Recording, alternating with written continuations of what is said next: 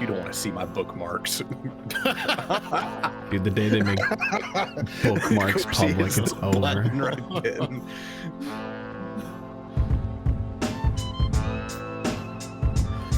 Oh god. The first time I caught you on an unplanned bit. Hello. Welcome to Shrimp Hours, number 72. I got a bit plan. I'm just waiting for the boy to show up. Oh, yeah. I don't know what the hell he's doing. Yeah, so he hello. had to rearrange his room, whatever the hell that means. He does shuffle like where his desk is in his room about once every few weeks. He just ends up in different corners of it. If you're wondering why Caleb's camera looks different every podcast, that's why. Also, I thought he was always moving to evade the feds. Why the hell does it look like Rusty just got done deer hunting or auditioning to be one of the burglars from Home Alone or something? Don't diss his toque, man. Dude, I literally just woke up. I shouldn't even be here right now. I'm gonna be really toxic and hateful we're today. blessed to have your presence. I love you, Rusty. For the audio listeners, Rusty's wearing a hoodie over top of the shirt that he wore in the podcast last week. God damn it! I can see it's better than we collar. drink it out of a My Little Pony cup. Yeah, I'm drive through. Cody's here, Slap's here, Rusty's here. Caleb will be here at some point. Apparently. Apparently. Oh, my glass is so dirty. Well, he says that a lot, and then he just dies. I mean, he said he would be here at 9:20. He was here at 9:20 on the dot, and then he said, "I got to rearrange my room. I'll be right back," and then left. Yeah, his like time I'm gonna be here is the time he gets home, and then he has to do all this shit before actually getting on the show. It's like what Rusty said. Like when normally like when somebody says they're gonna be here at like a certain time, like tack on 15 minutes to it. Like Caleb, tack on 24 hours. If he even shows up, yeah. Yeah, if. I want to open up with what's Twitter doing, to at least get a little bit of NASCAR stuff out of the way. Before we get to that, Steve Phelps put some horrible quotes on the internet on a, I think an interview that was on the NBC Sports site, and it went around NASCAR Twitter.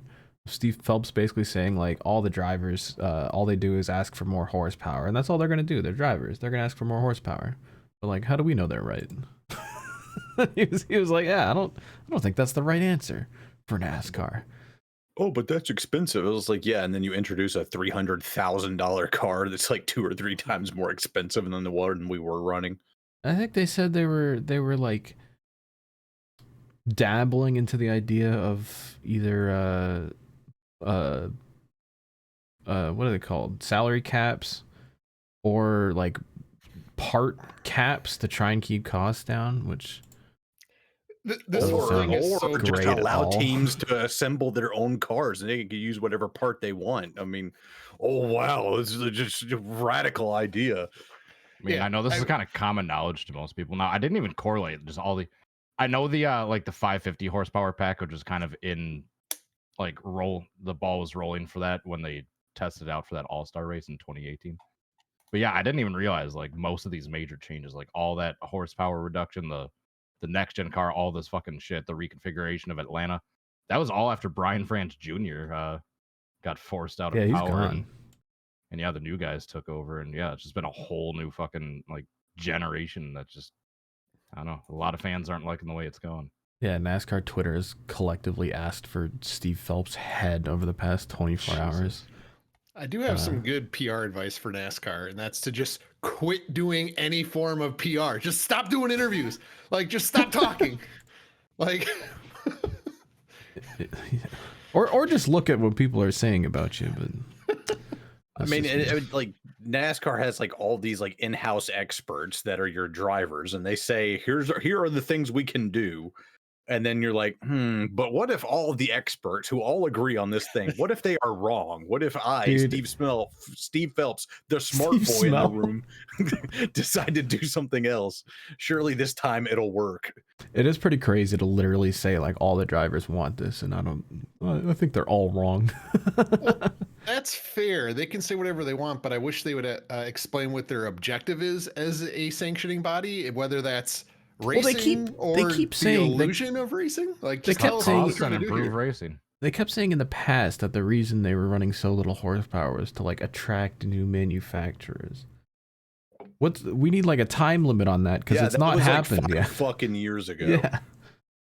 Oh, do you have that And Dodge nothing has teaser? changed. Like before we get off. That's not a thing. It was just a Facebook post from a Dodge account being like, "Hello," and it's just a Dodge Charger at like Auto Club or something. It's Yeah.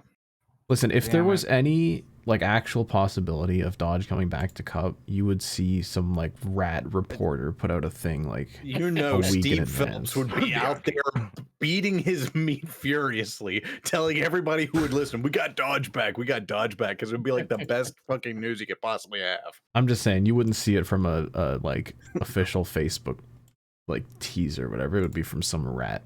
But anyway, Adam Slurn. We do have a developing story on hockey Twitter, which might change by the time we put this podcast out. But I think late last week, Corey Perry, who's like a pretty damn good player and like pretty much understood that he's a future Hall of Famer, he switched over to Chicago this season. And I think 4 or 5 days ago, they were like, "Hey, he's not going to be playing for us." And everyone's like, "What do you mean?" Corey Perry's thing put out a statement which is like, "Hey, he's like attending a personal matter, like the family demands privacy or whatever." And everyone's all like, "What the hell's going on?" He was just suddenly not on the roster anymore, not in practice, not in any of the games, and the team wouldn't say anything about it. And so the internet has decided I don't know who it's one of those rumors that I don't think you can ever tell where the beginning of it was. But the internet has collectively decided that Corey Perry is getting kicked off of the Blackhawks because he was banging Connor Bedard's mom. Because I think they did like a Blackhawks like mom weekend where they brought all the moms out. Oh, God. And it was pretty much right after that Corey Perry stopped showing up. And there's more rumors out today that, or not rumors, it's like actual fact that they're cutting him from the organization. Who could have not seen that there might have been trouble that would arise from a mom's outing? Well, and like Corey Perry's been in the league a very long time. Like he's on the older side, and the mom who he's allegedly been with is like the new, like the next Gretzky, like the young guy star Connor Bedard. You know, he's 18, he's playing his rookie season and putting up incredible numbers, and shout out to his mom. And is his mom like good looking, or is she like Dolly Parton or like Lisa Ann? Like, what are we dealing with here? If you look in the other Discord in general, I think there's some pictures. Yeah. There's a photoshopped picture of her, but that's her. If you just look in general there. If you look in general, we already have them preloaded for you. Yeah, she's doing all right. We were already pre-discussing this. Bitch, where?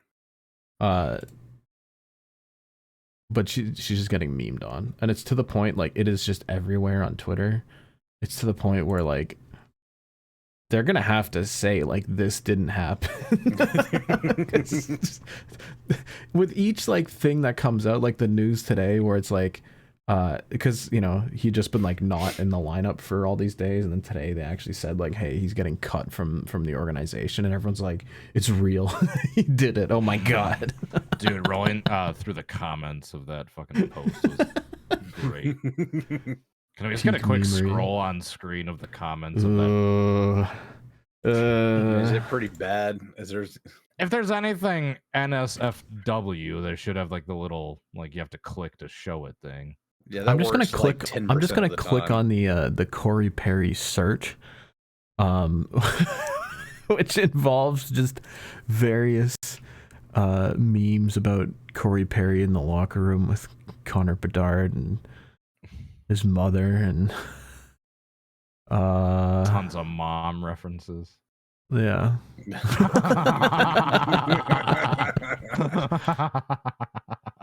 You get the idea. God, you don't even need to hear the audio, and you can just hear that clip in your head.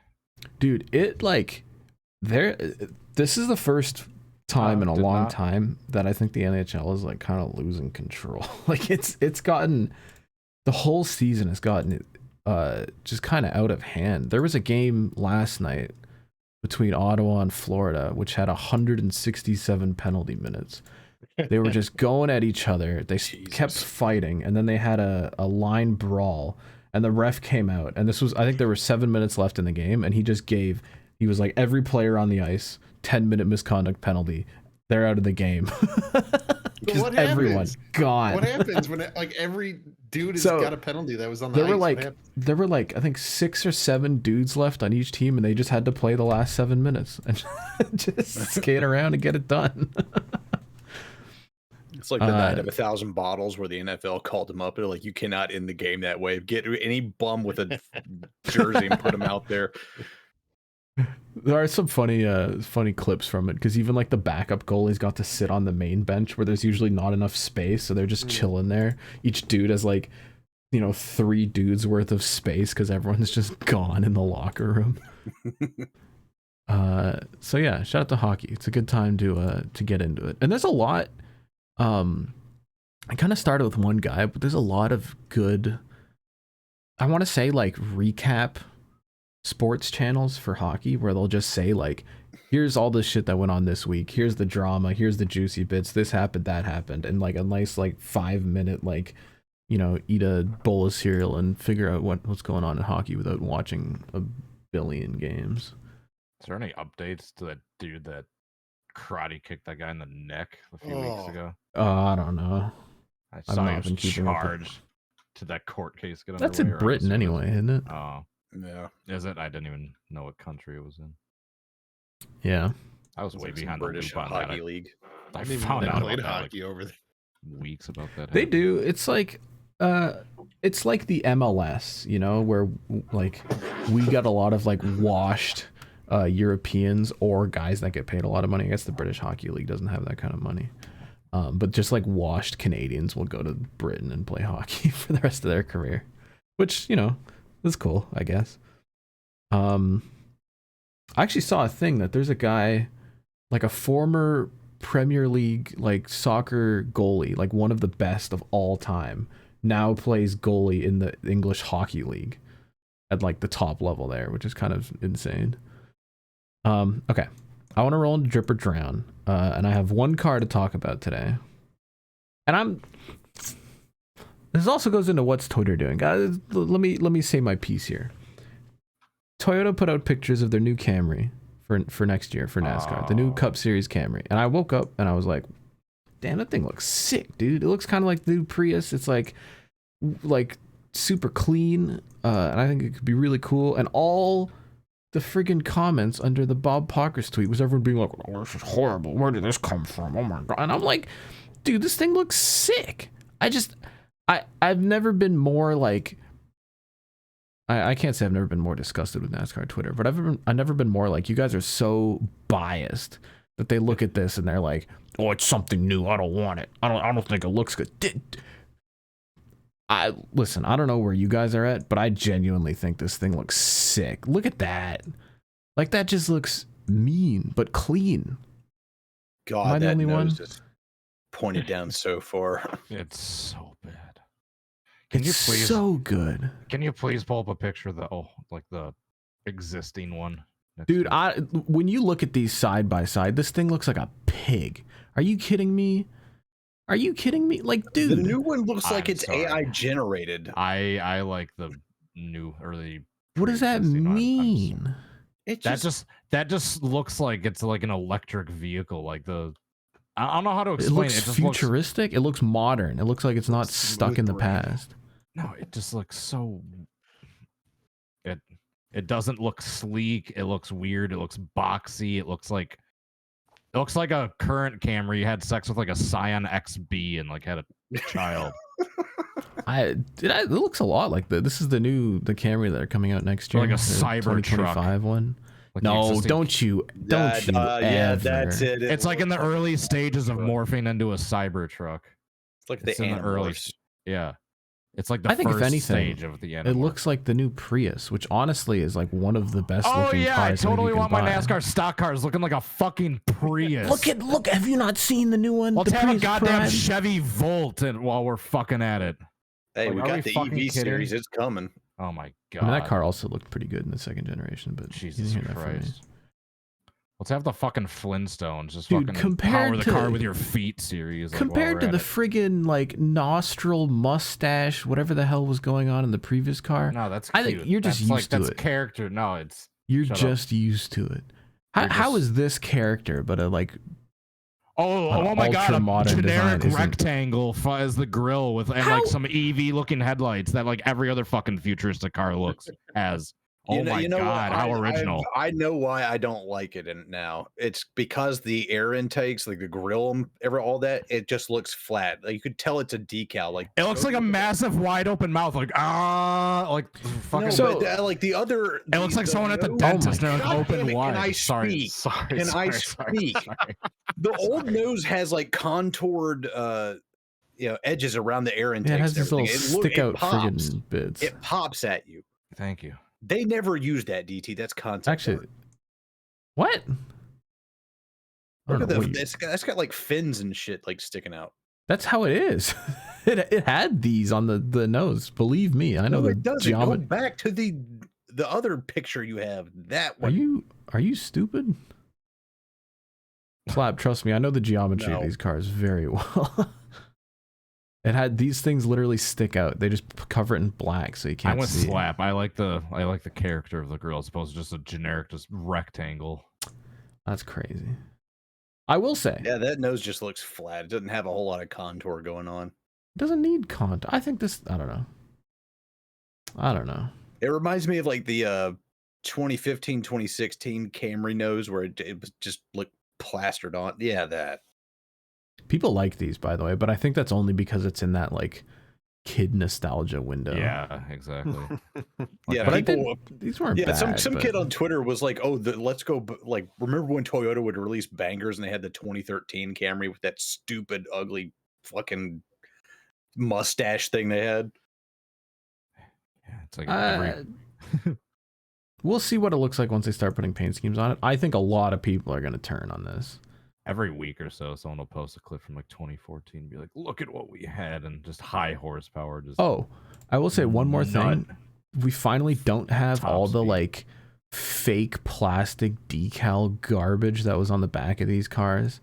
And like even on the skirts, they just add this like stuff on it. And finally, at least the like back end and the sides is like nice and clean.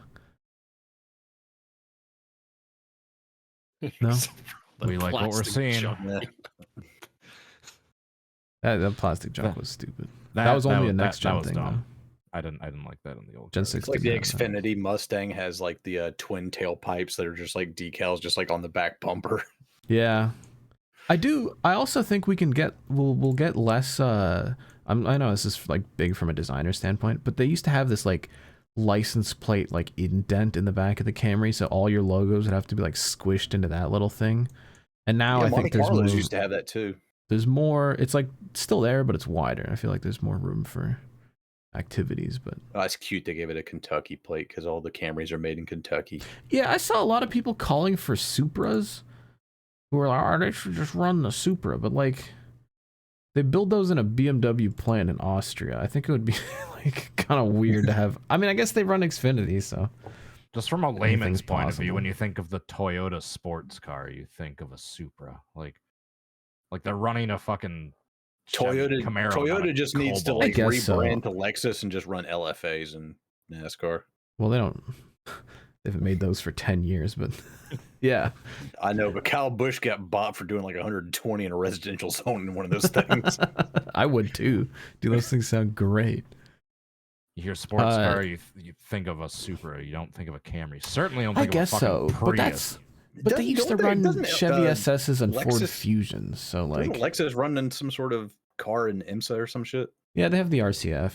Okay. They run the GTD one with Vassar Sullivan, which I don't know. I feel like Toyota as a name wouldn't make it not a Toyota. This kind of goes back into the Chevy Cadillac discussion we had the other week. We're I gonna don't have know. a fucking We'll see some paint schemes on it. I think it'll look good. we're gonna have a fucking Honda Odyssey body in NASCAR in like 5 years. Just a fucking minivan straight up. The That's Camry has been in finally gets NASCAR Dodge since back to run the Grand Caravan. 2007. Why is this a conversation now?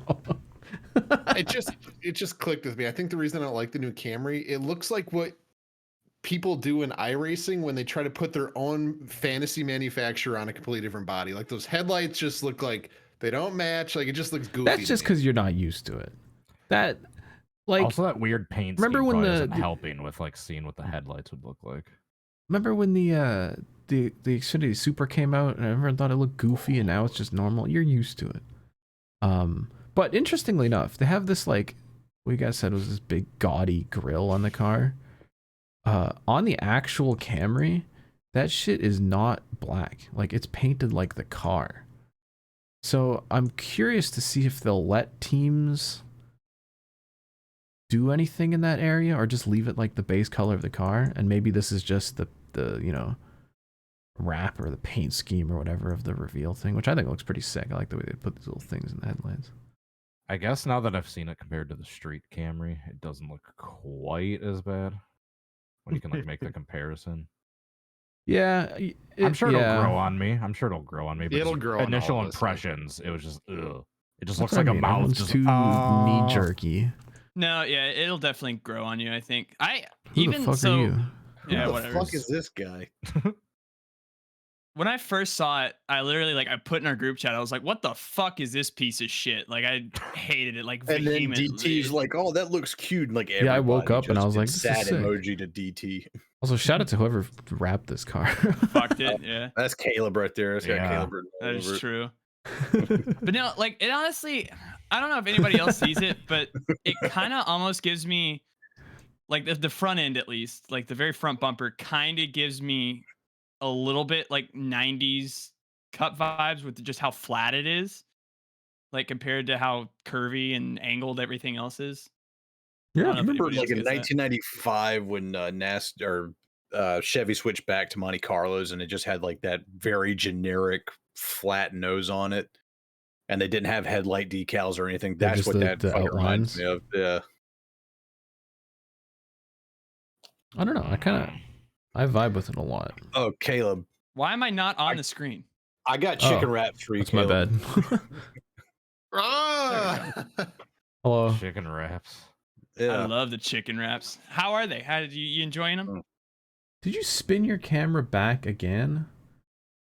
I had to move the monitors over, so it's Okay. pointed He's good. back the way it originally was. He's got to flex that brand new championship merch, baby. Right there. Ryan fucking Blaney. Hey, how's that little dink in the fucking 5 car feel right now, huh?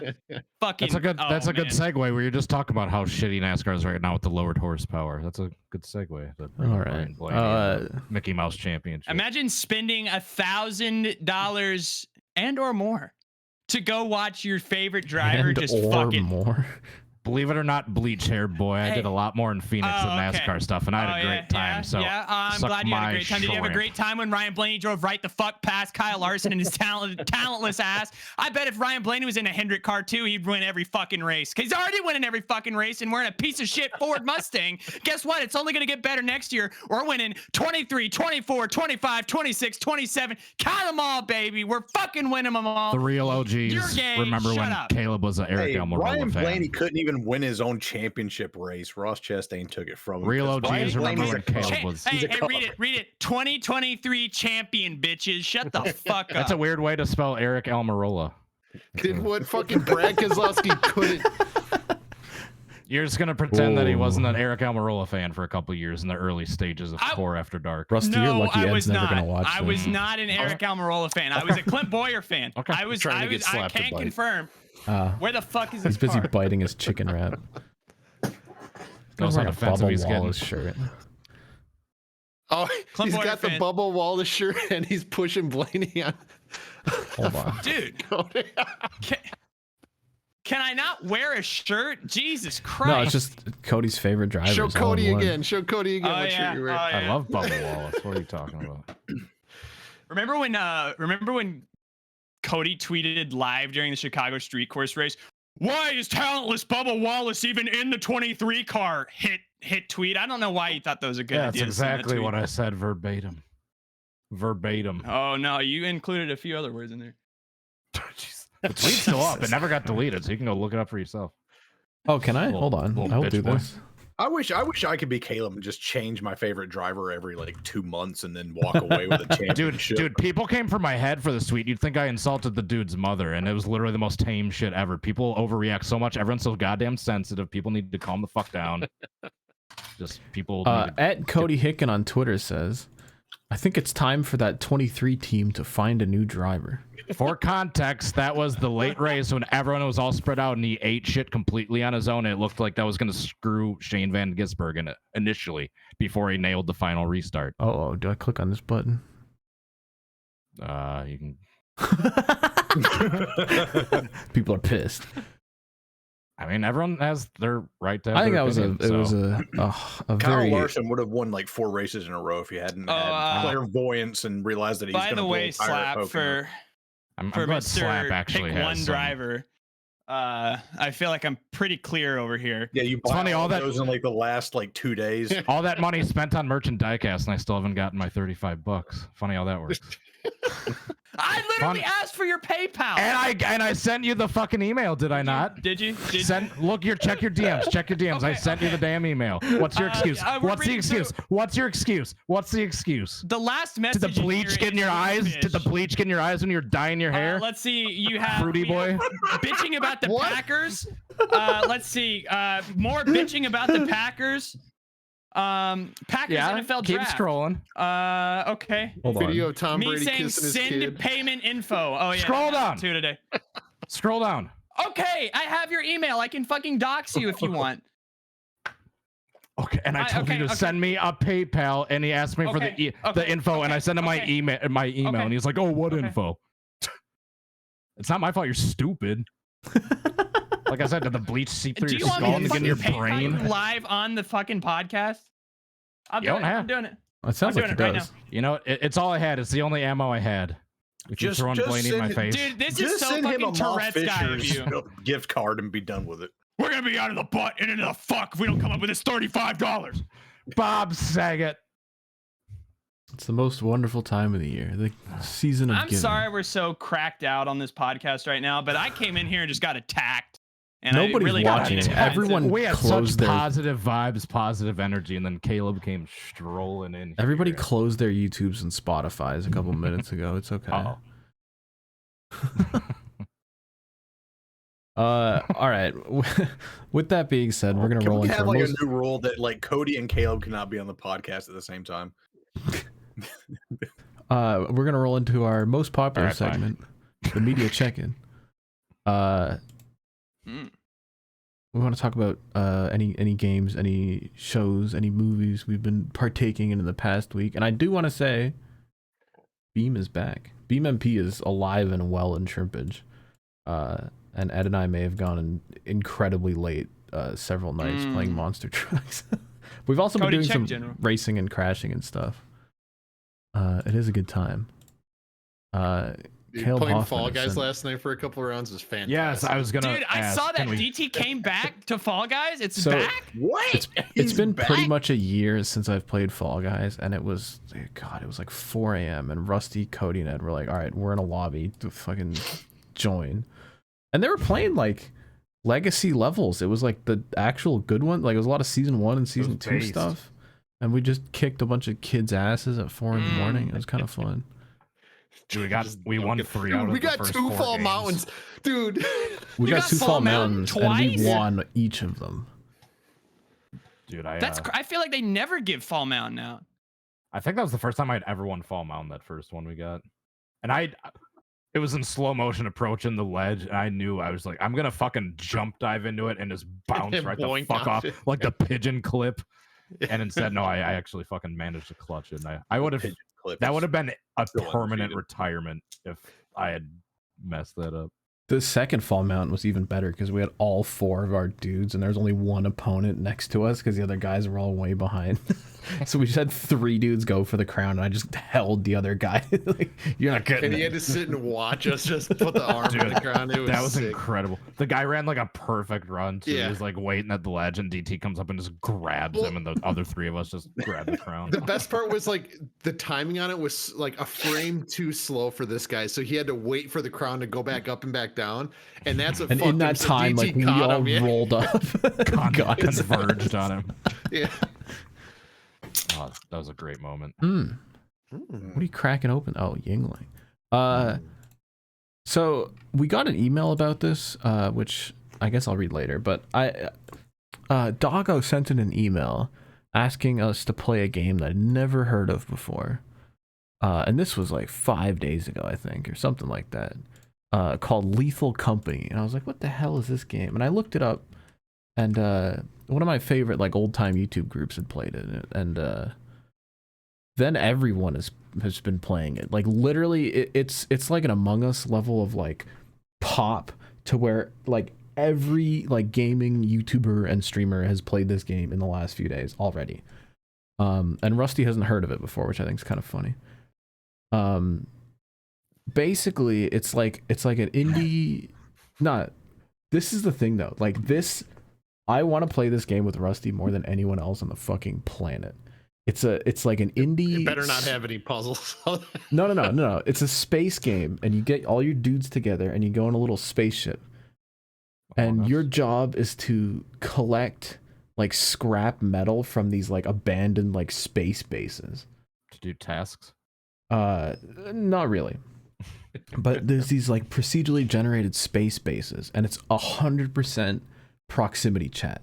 So you and your little dudes hop out of the ship, and you're like talking to each other, like you bring your tools, you plan your like you're gonna go in here and grab all the shit and get out. And then usually you get in there and there's some like weird aliens and all hell breaks loose. And they have proximity chat, and they have little friggin' walkie-talkies, which actually sound like walkie-talkies, which is hilarious.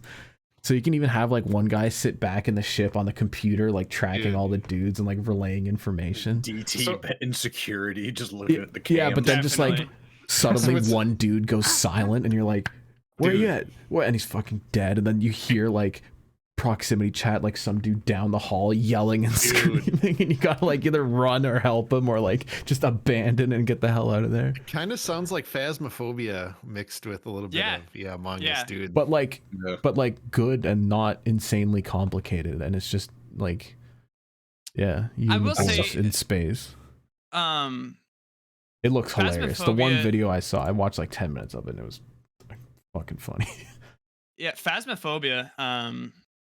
Like the first, I think it was 6 or 7 months that game was out. Let me pull up my Steam library, because I put in fucking work to Phasmophobia. Yeah, all right. I have 162 hours in Phasmophobia, and I don't think I've touched it. Yeah, dude. I've played. How did you not get bored after you made it to like the prison? Like I feel like it got kind of repetitive. Yes. So that's what happened was. It got really repetitive because they didn't update the ghost type. But what would happen is I had fallen out of it a little bit because it had gotten so repetitive. So once they started adding all the new ghosts and shit, I just didn't keep up with it. So now I go into it and it's like fucking scary again. Like it's like, because I don't know anything about the ghost anymore, because they've changed it all up since they did the last update. And it's like, it's like genuinely scary again, to where I remember like there was a point with Phasmophobia, I feel like 3 or 4 months into it. I mean, I put in 140 hours into it, probably over a span of 3 or 4 months. I mean, like I knew everything about every ghost. Like I didn't give a shit. Like even like the supposedly scary ones. But now it's like playing it again. It's really fucking fun. And I still want to have like a shrimp group play it, because I feel like we'd all be stupid enough to really like enjoy it to where it would just be a good time. I feel like. Right. Like if it started hunting, I can hear like Rusty like fucking just cackling while the fucking ghost is like like walking up behind it. Dude, that shit is so scary. Like yeah, dude. Your first time experiencing it, like So we are playing Lethal Company tonight. Like that's already been decided. I already bought it. It's downloaded. I'm ready to go. I'm lubed up. Is there max number of dudes you can play in that game? 4. It's 4. Oh, there is a max? God damn it. Oh, yeah, so we're gonna have to pick and choose a 4. Yeah, we're gonna have more than 4 dudes. Behind. The other squad will go to Fall Guys. God damn yeah, it. Fall Guys, Lethal Company rotation. You should be able to have more than 4 dudes. That's kind of stupid. He said so. I read the dev notes because I was bored. He says they're expanding it to like 10 or 12. I think it is. They'll be able to do a thing together. He says by the time it gets by the time it gets officially released out of early access, which will be in the forever next 6 from months. now. Yeah. He says within this next 6 months. So really? He says it's finished right now. He's just adding stuff to it for the actual release. Okay. So, all right, exciting times. See how that goes. Whoever we get to play it though, I really wanted us to record our first experiences. Yeah, dude. I'm really excited because I feel like it has the potential. Because I remember when Among Us first dropped, like 3 years ago, it was literally like 2 months straight where just every night we just went ham till 4 a.m. on Among Us. Like, I feel like this has a potential. That was an interesting time in shrimpage. There's a lot of trust issues at that time.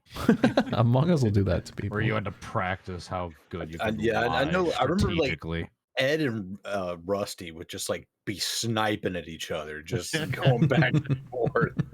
Dude, it was personal.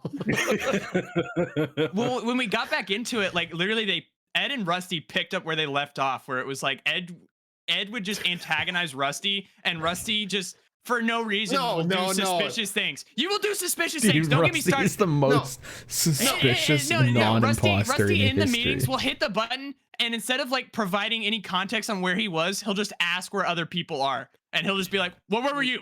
And we're like, "Rusty, where were you?" And he's like, "I don't trust any of you." You got okay. First off, you guys are misrepresenting me and mischaracterizing me. The way this typically goes, your average game of Among Us is someone either hits the button or somebody dies right away, and then drive-thru goes, "It was Rusty." And then I'm like, what? And I have like a complete meltdown. They're like, see, it's him. And they all unanimously vote me out, and I eat space, and it wasn't me. He's so biased because 80% of the time it's Rusty, and he just like forgets it and starts the next time. But every time, the like 2 times where it wasn't Rusty, he just holds on to it. When Rusty is imposter, he has all the subtlety of a fucking metal pipe hitting a fucking concrete floor. We have the sound of it. Oh my god, don't do that to the viewers. Not that sound. The dead giveaway that it's not me is Lord. I instantly start screaming, and I'm like, no, I rotated to Nav. I rotated to like end. That's like what is rotated? He's like super defensive. He just starts yelling for no reason. Yelling and freaking out. He's not great at defending himself under pressure when he's innocent, and that just immediately looks suspicious. Yeah, it's guilty until proven innocent. Like, come on. And then like the real imposter will know that, and then they start antagonizing Rusty because they know he's gonna take the bait. Yep. No, and he does it every single time. Here's like a typical like example. Like the button will get pressed. Like Rusty, what were you doing? Like what tasks were you just doing? Why are you asking me questions? instead of just saying like, hey, I was in electrical doing wires. Just my number one favorite play as an imposter is to like kill a couple dudes, get in there, and just get Rusty riled up so he's the next dude throwing off the shit. Dude, one time I'm in electrical, and I'm like literally doing wires. Somebody like leaves, and then I'm just like, all right, doing the next thing in electrical, and then just Rusty just pops out of the vent. Yeah. And I'm like running out of the fucking building, like, it's Rusty, and then he just gets me like right in front of Ed. My two favorite Rusty moments that killed Among Us. Yeah, it was. Yeah. My favorite 2 Rusty moments in Among Us, though, are the first time we ever played with the voice chat mod enabled. Oh, God. He was the imposter sitting in the vent and did like we float down here while I was doing like some task in electrical. I was just like, what the fuck? I was like, what? And so I ran back to hit the Pennywise fucking on the spaceship. Fucking murdered me. Like, I will never forget the terror it put in my heart because I'm just the entire time like slapped, just screaming, it's Rusty. Like the whole way back. My second favorite play, though, to demonstrate how Rusty is able to sell a game as a crewmate, is it's my favorite play as an imposter ever. I play it perfectly every time. I killed the entire map except for it was, I think, Ed, Rusty, and me. I was in a hallway with Rusty, had just killed somebody. Rusty saw me, hit the button to report, and just did not elaborate at all, and was like, Eddie, you know what to do. Eddie, like, you already know what to do. He just said you know what to do, and Ed's like, no, I don't. It's like, what? And then I was like Rusty literally just like walked up to this dude, killed him in front of me, and we voted Rusty off, and I won the game. It was my favorite moment ever. And a Rusty great just like example. refused to elaborate. He was just like, nope, you know what to do. The more I It's talk, like, I don't. Like, what- Yeah, Bad the at more I defending talk, himself the more under I pressure. self-incriminate. Like, I'm just, yeah. Rusty is the only person I knew who, like, the very first task you do on the spaceship is like card swipe. Everybody goes down there, everybody stacks up, and so they like everybody who plays imposter knows to go down there too to save face to go with everybody else. Rusty is the only person I know who would, like, when all the dudes are stacked up, just fucking kill somebody right in plain view of everyone around him. I have been known to enjoy a good stat Yeah. killer too on the DT is the fucking master of card that. The swipe. worst is when you're swiping the card and it's like bad read, too slow, Yeah. and then you just get fucking murdered like from that screen. You're like, oh my god. Yeah, you mess it up twice and then you And just then get gacked. As a ghost, you have to go back and do it again. It's so stupid. or when they try getting you when there's just the giant pile right around the card swipe. So then there's just like And then it's six just dudes, like don't you know have who the no fuck it fucking was. clue who killed who. And then That like dude, it's your word it's the versus somebody best else's. It's when so you, bad. when you're the imposter, and it's the worst when you're just a dude and there's like 4 guys in the pile and one of them's dead and you have no idea who was in the pile and who did it. There's so much gaslighting that goes on. And I thrive in a Shrimp Among Us game. speaking of gaslighting, I just want to point out before we get too far away from it, this Okay. motherfucker in the middle top of our screen was delayed to the podcast specifically so he could rearrange his room just so he could have the Ryan Blaney flag in the background. Immediately mentions out of the blue, hey, how does this flag look on that dented 5 car? And then afterwards, the motherfucker wants to pull the innocent, like, oh, like I was being attacked. Like I was like I'm the innocent. I Cody, didn't say you anything. asked to move the podcast back a day and then showed up 25 minutes late. I don't want to hear it. I was still ready. I was still ready on time. No, you That's the weren't. Karen We H were gaming like, music. By 8:20, which is admittedly when everyone has always said we never start any earlier than that, I was fucking ready with the camera on. Suck my. the new meta in the last few weeks, it's me, Oh, Rusty, the and new Slap meta. get here on time and we just hit the button and we just You start. mean the old men who want to go to sleep early? Well, it's You mean? because people like you like And then take a drive-through. shower. You gotta like, yeah, you can do the You laundry. gotta feed the cats. So Cats Cody need to also get stuff fed. to The do. cats need cat food. Gotta These make things chicken happen. wraps, man. Don't you have Dude, a some chicken wraps friggin' right now sounds automatic so good. machine for your cats, Cody? No, that's for rich people. Oh, okay, never mind. I thought you did. That, A little yeah, that's automatic Seeing how food fat dispenser? No, I Ellie don't is, got like that. she does not need an automatic feeder. Damn, Yeah. just leave the cat alone. She would find What a do you way to mean? She like break bit into this that fucking thing and Cat. she'd find a way to break into that thing and hack and adjust Can the we not- circuit board so it's just Fat shame Cody's cat. yeah. She's If there's any one cat on planet Earth that deserves to be fat shamed, it's Ellie. It's true. So, he's got a speaking point. of- How's of the cats- thumbnail, by the way? It is completely 100% healed. It finally grew all the way Nice. out. Yeah. Oh yeah. So I know I said this last time on the pod, like last year, basically. Slap, when you put out the friggin' the what'd you call it?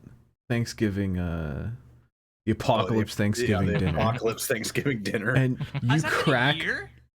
Well, yeah, you put it out again this year though. Yeah, on but- like the regular Slap channel instead of Slap Eats. oh, that's what it was. Okay. Yeah.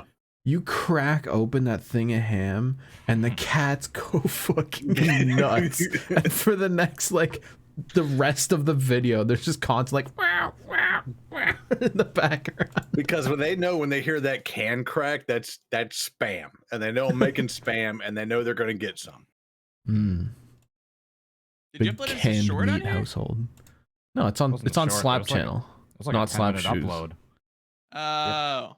He had like a whole feast, fucking Steve MRE style. He's I like, let's watched- get I this out watched the onto whole a thing tray. Dude, I again. got the Steve Maria tray. Like Yeah, it's the 6 exactly. pocket tray. All you were And it was missing great because he the, had 6 things. let's get this out onto a tray. Nice. Nice. Where he has You like even the did the, fucking like- MRE spoon. You even did the, like, hold the tray and eat it on the camera like him. Mm. It was cute. Anyway, You that's made our... a Blue Water Blues video? Hold on. Yeah. I didn't Have you know not this. been on this channel? No, dude. Slap Eats is dead. What? Yeah, because I can put it on the Slap channel and that's Yeah. monetized, so I can like write all this off on taxes now.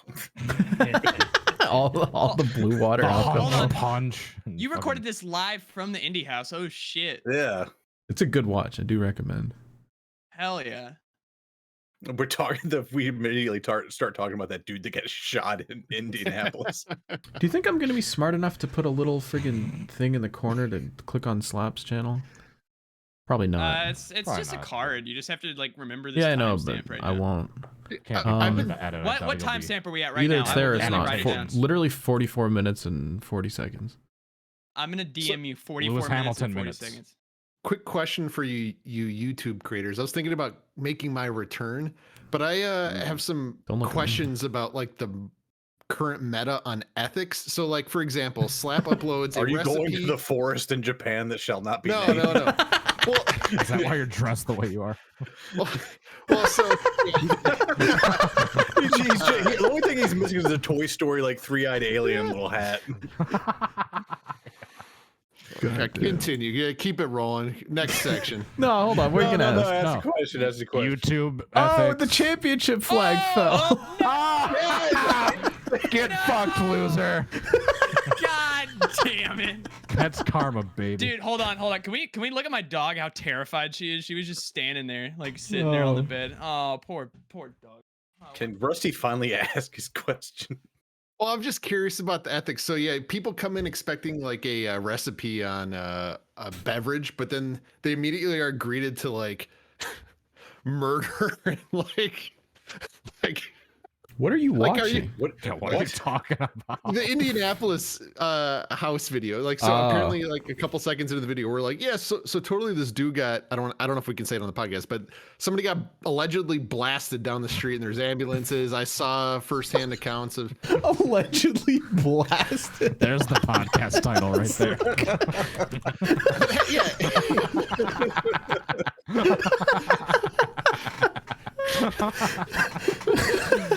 You wrote that one down, right? Yep. All right. Do whatever you want, dude. It's YouTube. Allegedly. As long You're, as I you're say- demonetized anyway. Yeah, we've lost it all. So it Well, doesn't I don't matter. actually. I don't want any DMs. So I'm not going to say what else I lost. But Oh no! We lost the Wii U. Jesus Christ. That's the media check-in, I guess. I guess Caleb, you can lead us off for your newly rearranged bedroom. Animal Planet. That worked better in my head.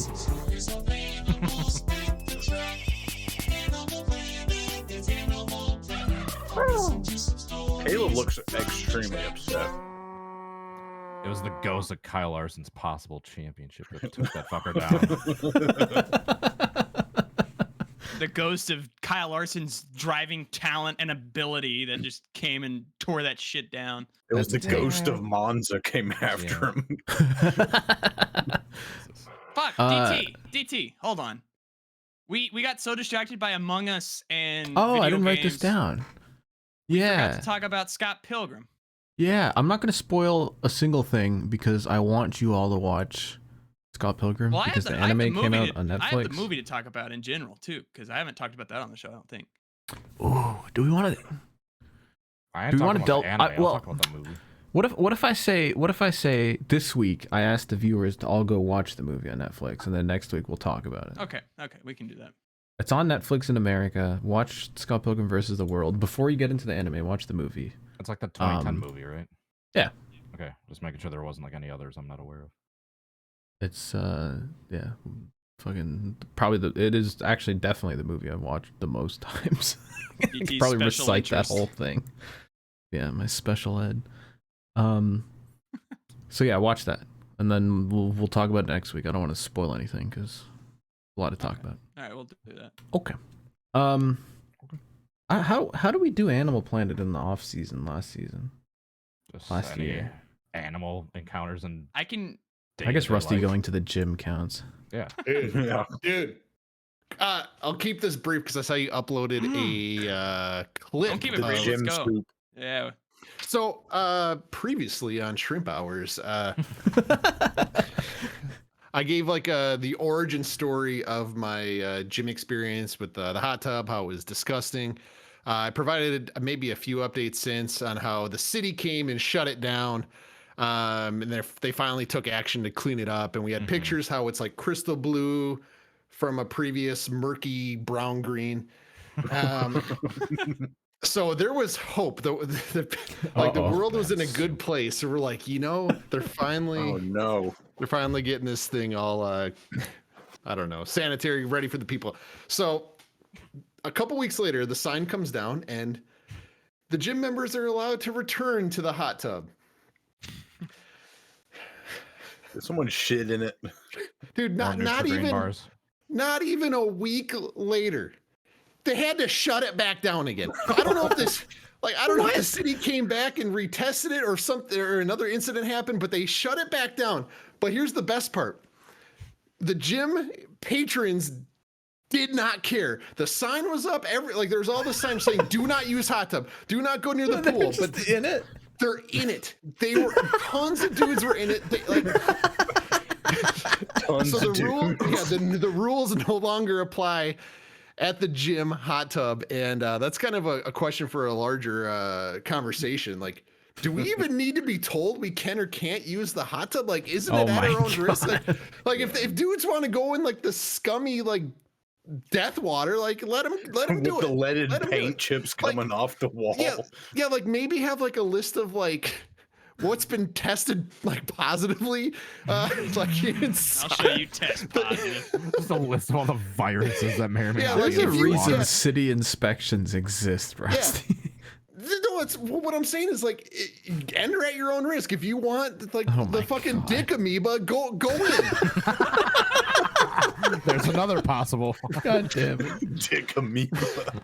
I mean, like the rest of us, we're gonna keep it moving, but like they were desperate for that hot tub and they're enjoying it. These animals probably figured it's like, fuck it, I'm paying my gym membership. This part of the price. I'm getting my hot tub. Damn it! It can't keep me out of the hot tub. Outside, I'm getting in the hot tub. It's not like Lifetime where it's like $90 a month. I don't want to mention what it is, but it's like $7 a month, and like it's not a lot. It's not worth it. It's not worth it.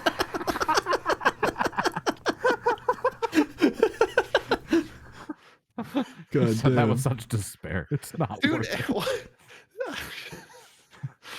That's all I got. My favorite thing. So I edited that video, the pool video, and it just gave me an excuse to go watch back through it. And my favorite part is not the soup that is the pool. It's the fact that the guy's balls were imprinted on the chair in sweat. Like you can see the sphinx. You can see the mushroom tip. You can see like the mushroom tip too. Yeah, his dingus was on there. You couldn't see the shaft, but you could see the mushroom tip. For those of you who haven't seen way too detailed. It was way too detailed. There's a video, like a clip from a really old episode of the podcast on our YouTube channel, Shrimp Hub, and there's some visuals in that. Jesus. So, dude, that was almost demonetizable right there. That should have gotten that video taken down. We don't have monetization anyway, so. And to keep the people intrigued for a part 4 or 5. The gossip around the gym is that the word on the street. They're shutting down the sauna and they're putting new saunas in each of the locker rooms. So the men's locker room is going to have their own private sauna. And so the dudes are going to be just dongs out in the sauna. So I can only imagine the behavior that's going to take place in this newly remodeled sauna inside the locker room. Is there going to be Captain Morgan posing in the sauna completely in the nude? Yes. Gotta air him out. Sweat him out. Just a threatening dong hanging just like dude, are you gonna sit down? Are you just gonna just point? Like, come on. All right, I'm excited to hear the future stories from this fucking gym. Yeah, we need. Dude, I'm just like its current state. Those gym stories make me not want to enter like Minneapolis city limits. So it's taken me about 40 years of my old age, but like I'm trying to like be less negative or less toxic, just less. I don't even know.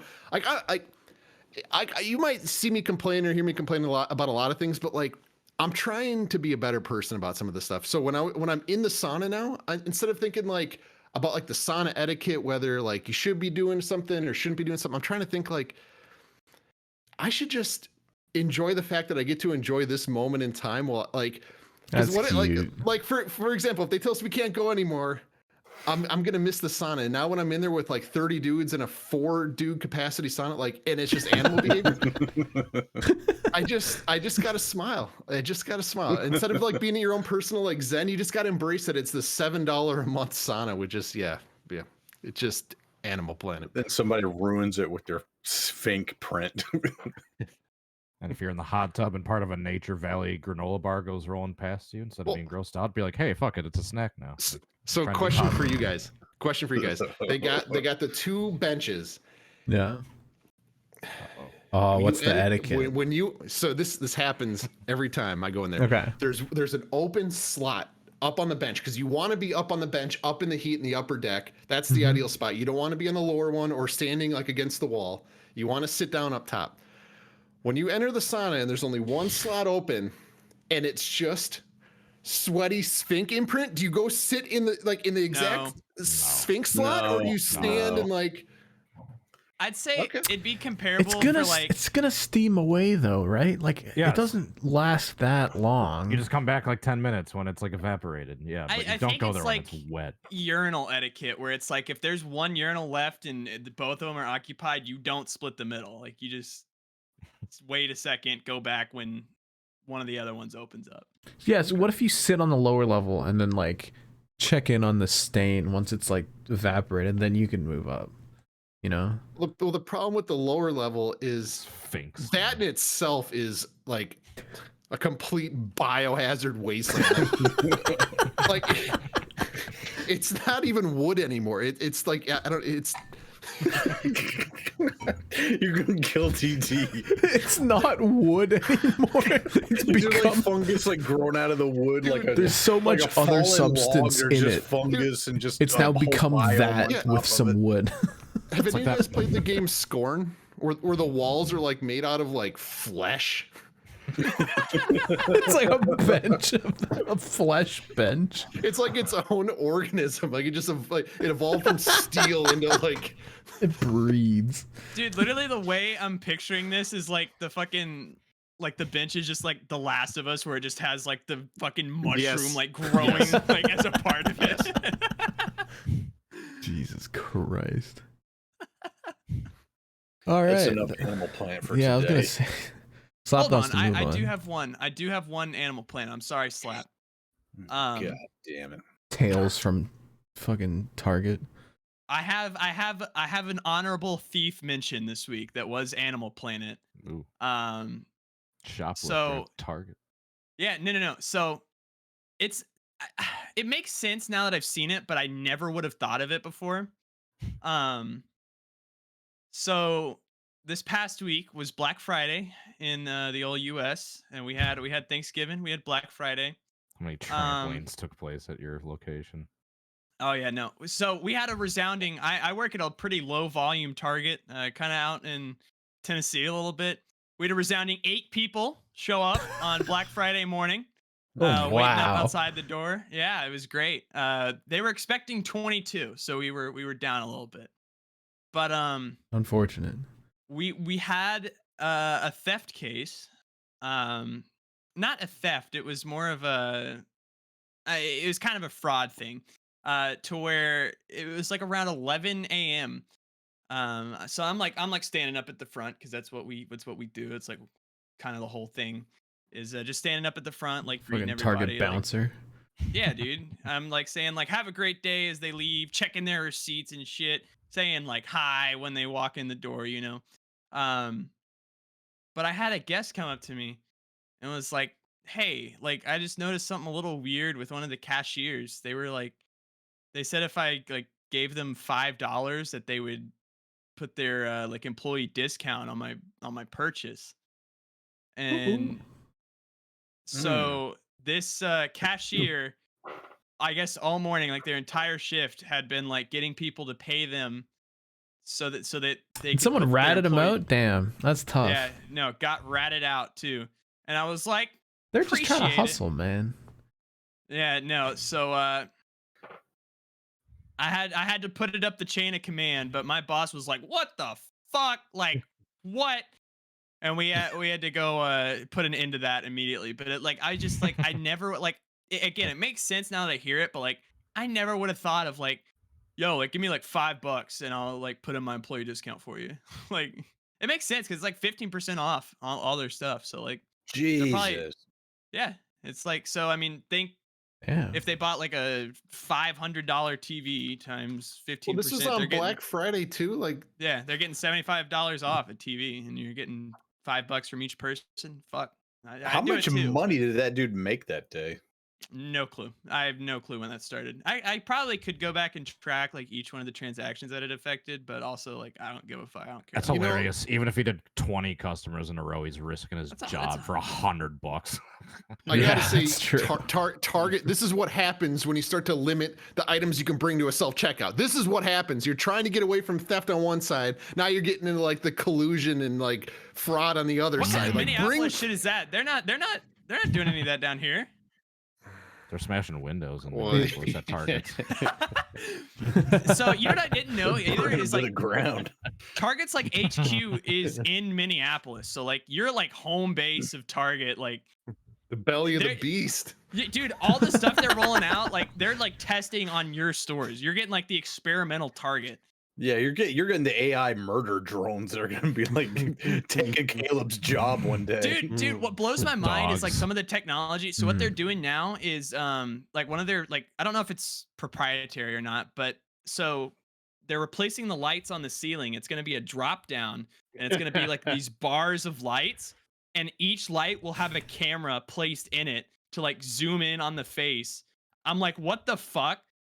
Like, I feel like in the next facial 25 recognition. like, dude, if we're at facial recognition already, like there's gonna be AI trained to like fucking whip out a gun and shoot you if you pass something at the register. Like they're just gonna execute on site your fucking like you accidentally didn't scan the jar of mayonnaise, and now we have your face, and now you're banned at every Target location. If you ever enter our store, we will vaporize you on site. Dude, that facial recognition shit is scary because like I promise you, like for any Shrimp Hours listeners that have ever stolen from Target, they know.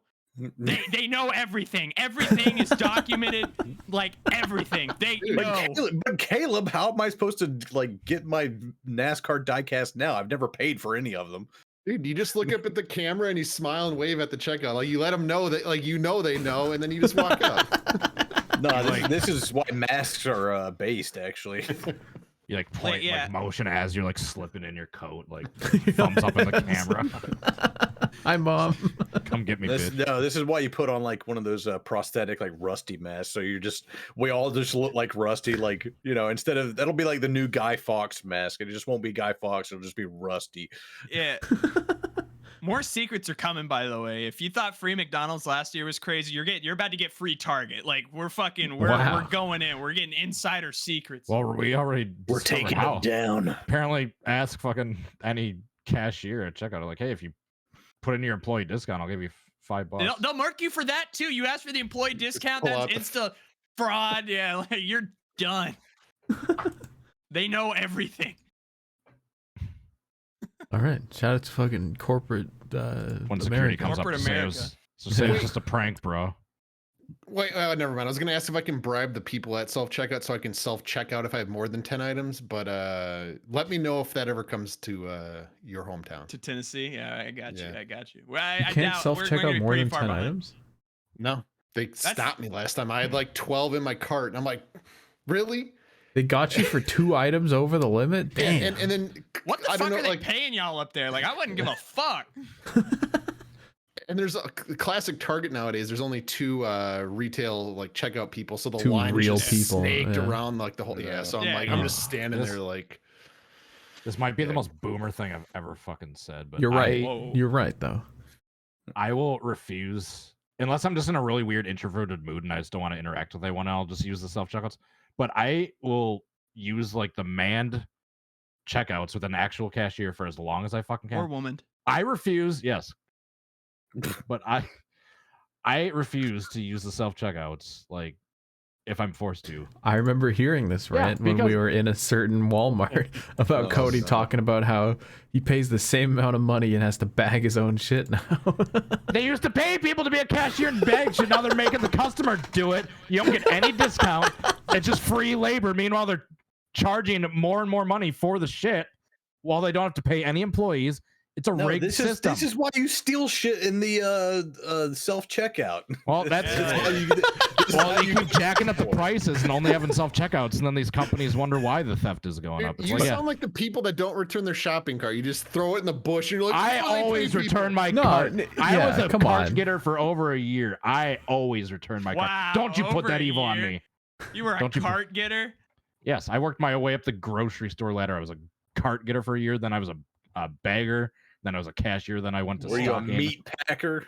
Then I was a fucking loser. It sounds like. And then I downgraded to dirt track video. Average dirt racing fan.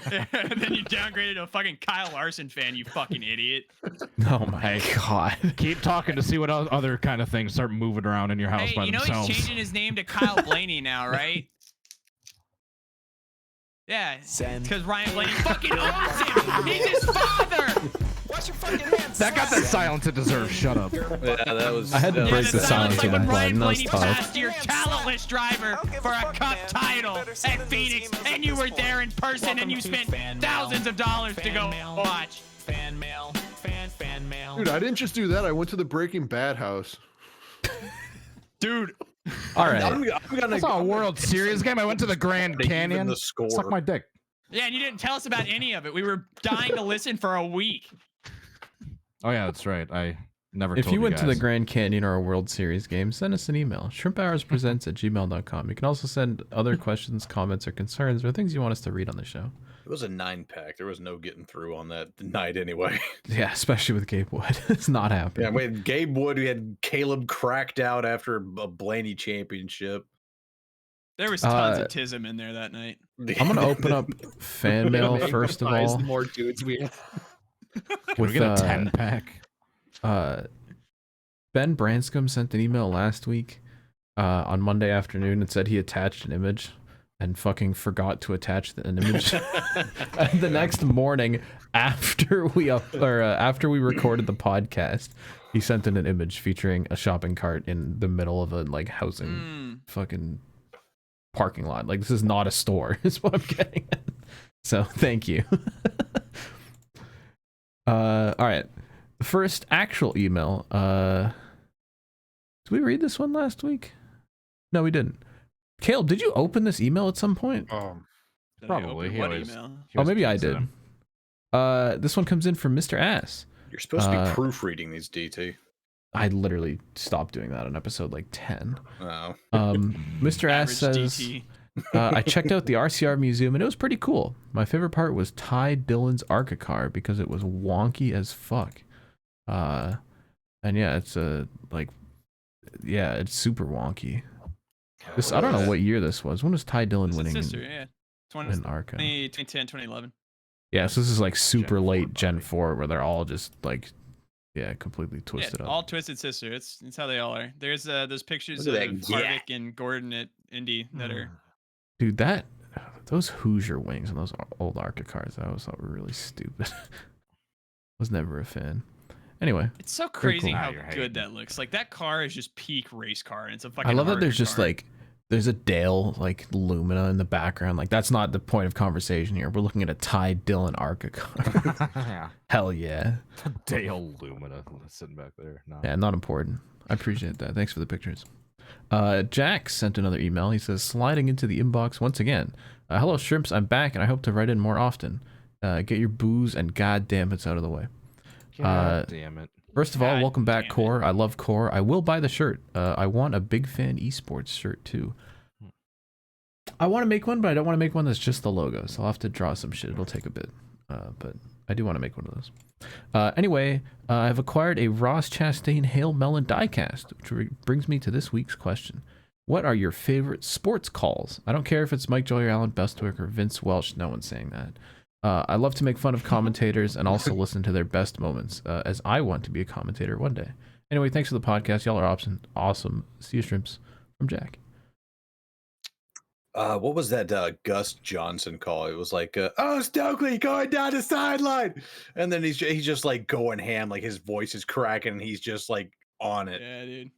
Or the an entire or Gus Johnson compilation. that Michigan State Michigan game where they muffed up the punt, and then the punter tries to punt it away, and then it gets taken by Michigan State, and like, and he scores on the last play of the game, and it's like, his voice cracked like 5 I have heard that one. yeah, that is an iconic call if there ever was one. Dude, That, I need Ed because I want to make a hockey reference because there was an old Paul Kariya play where he got literally knocked the fuck out, like late into a playoff game, like and this was before anyone cared about CTE or concussions or like literally anything. He was literally like out carried off the ice, and like a minute and a half later walks back out onto the bench, and on his second shift back on the ice he scores after being like literally unconscious. And the commentator, like in the moment, like he scores the goal, he's like, oh, immediately just says off the floor on the board, Paul Kariya. Like he had that thing lined up. It was just like, it's like all time the best hockey call. Off the floor on the board. There's a good I mean, there's nothing special about like the line itself. It's just a classic call. I think it was the year 2000, so we're going back like a quarter of a century. Packers, Vikings, Monday Night Football. There's a walk-off TD where the receiver like trips. You think it's incomplete, but it actually like bounced off his back. He like rolls over. Yeah, barely it didn't like bounce off his back and his foot, and he's his ankle. Yeah, and like he barely catches it. He gets up and runs into the for a touchdown when no one knows what the fuck's going. And yeah, Al Michaels, he did what? Yeah, it's like a DT. What? Caleb, what were you saying? You had one. Yeah, it was that same commentator Slap was talking about. He commentated it was the Titans and the Chiefs in the wild card round in I think it was 2017. No, that's the Gus Johnson one. That's an all-time classic. He's got getting away from the cop speed. That was such a good line. But dude, yeah, it's so good.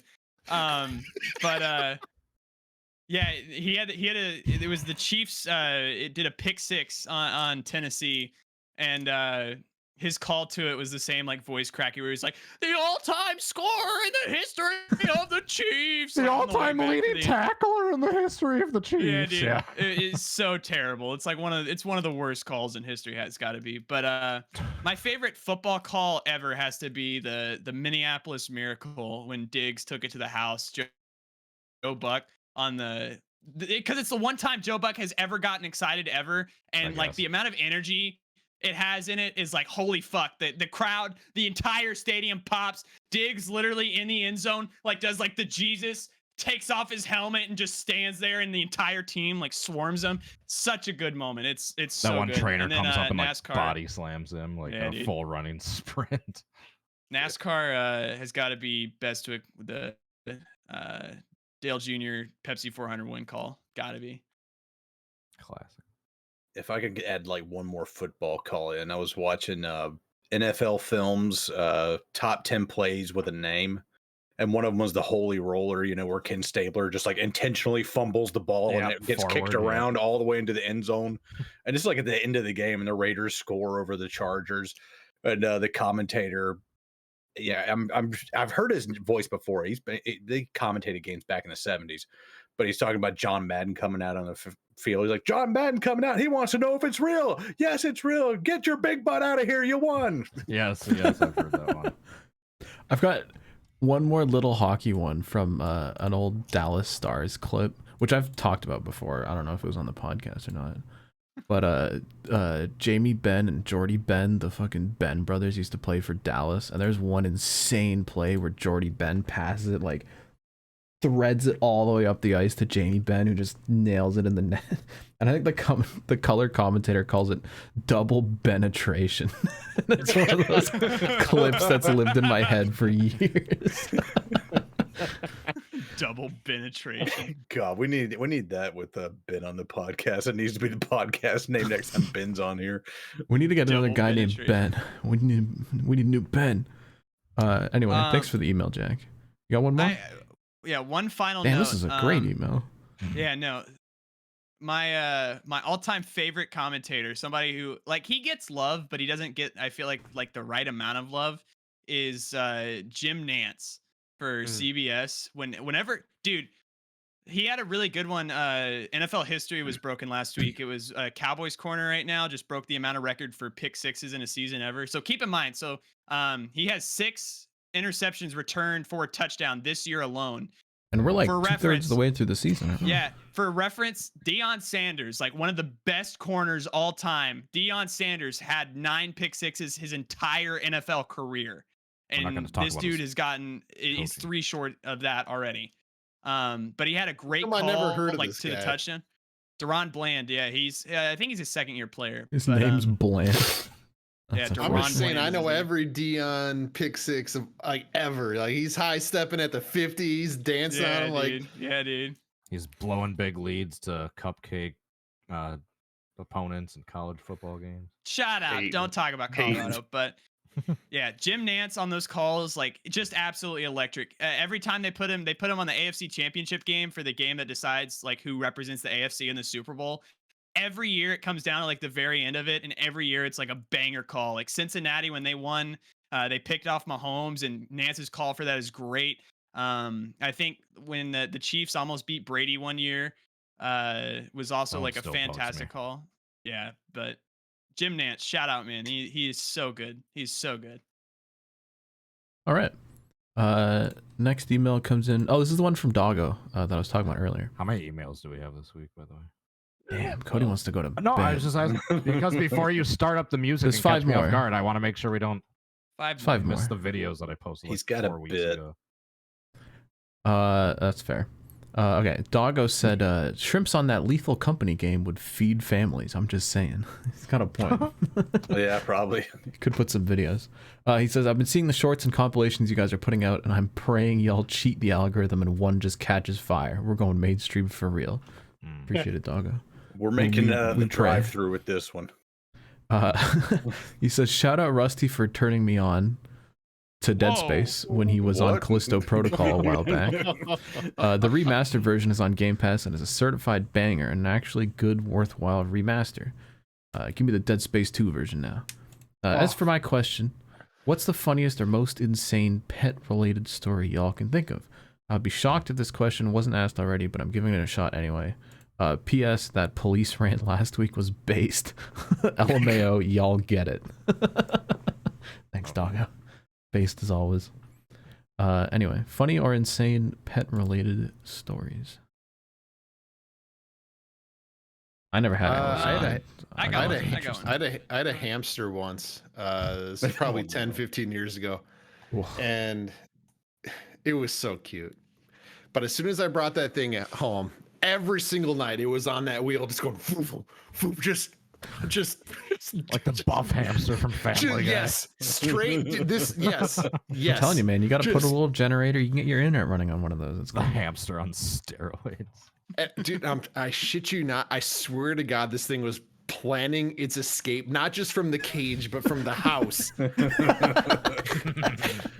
Because I came home and the lid was popped off it. Like, oh no, he's loose. Like, not like that little plastic like clip thing in the little like home up top. The whole like shell popped up off like the metal cage, never to be seen again. Like you would think the body would show up in the house. Like you'd find like the dead. Like I don't know. He's like gone. He's gone. Fuck. So to this day, I have no idea what happened. What was his name?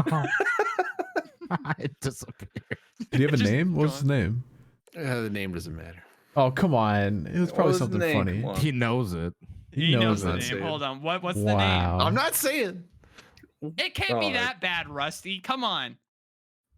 Was it Tony? Was it Stuart? Was it Smoke? I want to make a wings joke so bad.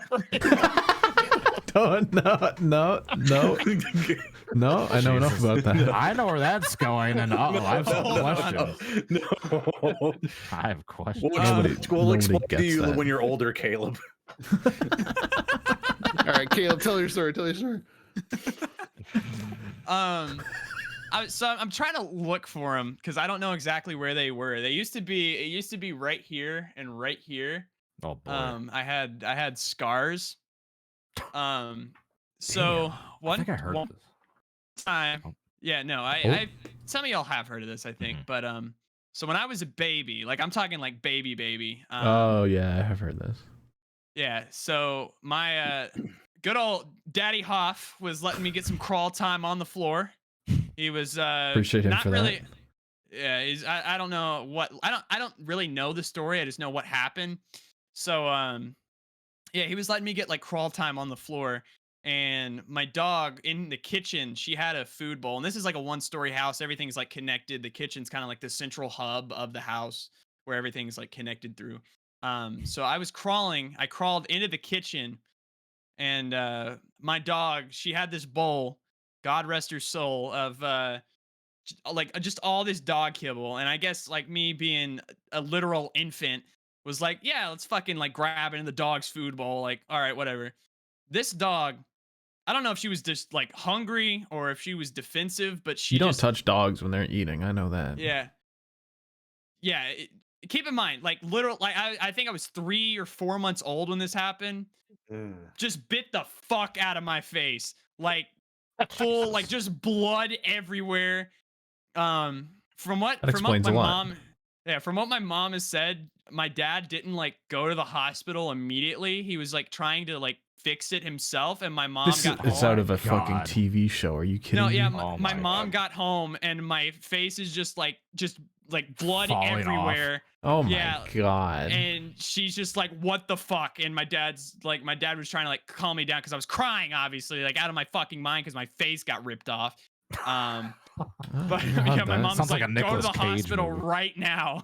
And for I think you can kind of see it when I smile, but there's like lines that have like it because it was originally like right here on my face and right like here because I think it was 18 stitches I got on my face. Jesus. And like you can kind of see it at some points where like it was on my cheeks, but it gets lower on my face. I don't know exactly where they are these days, but Maybe in person, I can't if really you see ever it. You have to wondered why inspect closer. oh, here you go, you can kind of see it right here. Oh Like yeah, when I kind put of. my but There's like a little like second dimple up on your cheek. yeah but Damn. yeah, shout out to my dog for biting me on the fucking on the face. Your dad didn't kill the dog like immediately. Okay, I didn't want to get into that, but he literally almost killed the fucking dog. Okay, I was about to say like that should be in his like first instinct because Yeah, no, I remember I was like 5 years old. We had a cat, and I was just like petting him, and he just didn't want to be pet that day. And he turned around, and he scratched the fuck out of my arm. My dad literally picked up that cat and threw it across the living room. Damn. yeah, And streamer that dog, does that cat never went near me again. It was just the dog was about like a minute 30 seconds from being taken out back until my mom had to get big on the defensive of the dog. And the dog had a great life, lived till I was I think 12 years old, died in 2013. Again, God rest her soul. It was my favorite dog ever. And there's a picture of it. I have like a painting. Wow, of you her saying somewhere. that in front of your current dog? That's crazy. Damn. My favorite dog ever? Get fucked. Dude, she can't hear. Look at her right now. Look, her face is stuffed in the fucking pillows. She don't hear shit right now. She doesn't want to hear it because what's coming out of your mouth right now. Suffocating herself. I'm sorry. Come here. You're my Yeah, baby. shout out to an Ellie bit slap. That was gonna be my story, but we all know that one. Yeah, we heard I was that one on the hoping when podcast. Caleb like bent over to his new dog and just bite him on the fucking face. Hold on. Double kill from the grave. Can I recreate my dog biting my face off? I do not need this podcast to end up on Live Leak. Can you imagine the Yeah, clicks though? Reddit. Like, guy gets face bit off live on podcast. Yeah. Oh, you're such a little. It just starts thrashing doing that dog thing. Jesus Christ. Doing that dog thing. Dude, I posted this on Instagram when it happened, but I was in Texas. When was this? Last year, and visiting some family out there, and just chilling at my aunt's place. She's like out and about. She's like, yeah, here's a code to get in. She's got 2 cats, Ollie and Oreo, and one of the cats is like inside. He's chilling. I'm messing with him. He's like really friendly and everything. The other cat is just completely gone. And she never told me she has like a cat door to go out to her backyard, so the cats can go in and outside anytime they want. And in comes the other cat, and I see him in the hallway. I was like, "Hey, what's up?" And he sees me, and he's super friendly too, and pat his head. And I'm like, walk over into the kitchen, get something to drink, and I notice a pet toy in the hallway that wasn't there before. I look at it and keep looking at it, and I'm like, that is a dead fucking pigeon that he brought from outside. And so now I'm like, God damn, what do I do with this? Do I throw it outside? He'll bring it back inside. I got to throw it in the garbage can, and then I got to take the garbage out because, you know, it'll stink. So I'm getting like some paper towels. I'm going to like pick this pigeon up. The pigeon gets up and starts fucking flying. It's not dead. Man. And it got stuck up in the blinds in the kitchen. And of course, the cat that brought it in is like looking up at the blinds, like salivating. And I'm like, you little fucking asshole. You brought a live goddamn pigeon into this house. And I like get the pigeon in like a paper towel. He's got like all the feathers off his tail ripped off, half the feathers and one wings ripped off. He got a puncture wound in the chest. Oh, jeez. And I'm like, man, he flew before. Maybe I just like let him go and he'll fly away. And he kind of did flutter and just went across the street to the next house over. And I was just like, hope you get better, little buddy. But yeah, the pigeon like fluttered off. Damn. Cat fucked up that pigeon. I've heard stories like that before where a cat like brings something in and it looks like it's dead, but then it's like not, and it wakes up and then you got something flying or running around in your house. Well, cats don't like kill. It's like they get enjoyment out of just like fucking with hunting. it. And so when they bring it to you, it's like, yeah, look what I fucking caught. This fucking thing is almost dead. Isn't that fucking cool? You know, there's like literal fucking tiny little fuzzy psychopaths. And the owner's like, oh my God, get this out here. The cat's like, look what I did. Does anybody else have a story? Because Slap just brought something to the forefront that I don't think any of you have heard before. Oh, God. It's a rabbit story from the rabbit's infancy. No. But we had it so for the first like 2 months it was like a baby, keep in mind, like it wasn't a big rabbit, it was a baby rabbit. It was inside this box full of like hay and grass and like food and shit for it, but the box didn't have like a top or anything on it. And at this time she was here with us in the house, but it was at that point it was a 19-year-old cat, like just elderly, like fucking like deathbed cat. Like he didn't get up or do anything. Like he literally sat around the house. Cat. Write that one down. He didn't do anything, but damn, she's like not wanting to get off. Dude, I'm gonna bite you in the face here soon. Didn't Ben's cat make it to like 23? Yeah, dude. That's crazy. I don't know what it is, but I guess if you just keep up on the cat maintenance, that they just stay around for a long ass time. Cat maintenance. But no, so we thought this cat was like just fucking like on his death, but like again, like he literally didn't get up other than like get food, piss, or get pet. Like that was literally all he did all day. It's a good life. So one night, average cat. Middle of the night, I remember like it was probably like 1 or 2:30 in the morning, and I don't think this was pre-shrimpage. Well, let me think. Actually, it would have been pre-shrimpage. It would have been like June of 2018, so we still had a bit. Or after dark. Yeah, no, not yet even. I think Core Season 1 was later that year. Yeah, it was end of 2018. Yeah, 1:30 or 2 in the morning, from the kitchen we just hear like a fucking like whee! And it's just fucking we're like, what the fuck just happened? We get out there, the box is turned over on its side. My cat literally, my mom says he was just sitting there like licking his paws, and she was like, oh fuck, like the cat just ate the rabbit. Oh shit. So what had happened was my cat, I guess, had in the middle of the night like sized up this rabbit and just like pounced on it, like fucking like it went attack mode. Again, like 19 years old. This thing doesn't fucking move ever. And yeah, so the rabbit is now out of the box, like running around the house. It won't do anything because it's like life had just been attempted by this cat. Like assassination attempt. Dude, literally, like we had to search everywhere for it. It did, like all of its trust with us up to that point, it was gone because this cat had fucking just tried to murder it. I thought And, you were just luring it to like be a meal for the cat intentionally. dude. Just We gotta fatten you up. Dude, yeah, and that poor rabbit. Oh my god, it had so much chaos in its life. Again, God rest its soul wherever Yeah, I was it gonna may say. be. But that cat might have yeah. done him a favor if it's finished the job. Yeah, honestly. Caleb got hold of it. It's either that or get locked in a closet the rest of your life, man. Which way, Western Rabbit? be sold into rabbit trafficking. Rabbit in the closet meta. Alright, that was The the longest fuck- TV meals ever. The viewers are starting to pick up on some of those things, by the way. We got to be careful. They're starting to pick up on the wings and the god damn it. And, They're piecing it together. They're learning. Stop, end the show. we got to read our email from our good friend from down under, Andrew R. Who says, "Morning, all y'all. Regarding episode 71 and the problem of what happens when the Camaro shuffles out of this mortal coil and is no more. If I was in the marketing department at Chevrolet, because I can't really see GM head office wanting to make Cadillac a brawler in stock car racing, then I see three options. One, if there are no sedans or coupes, then put the nose of an SUV on the cars. Go for something like a Chevy Blazer." I'd rather That's go actually jump off a fucking bridge.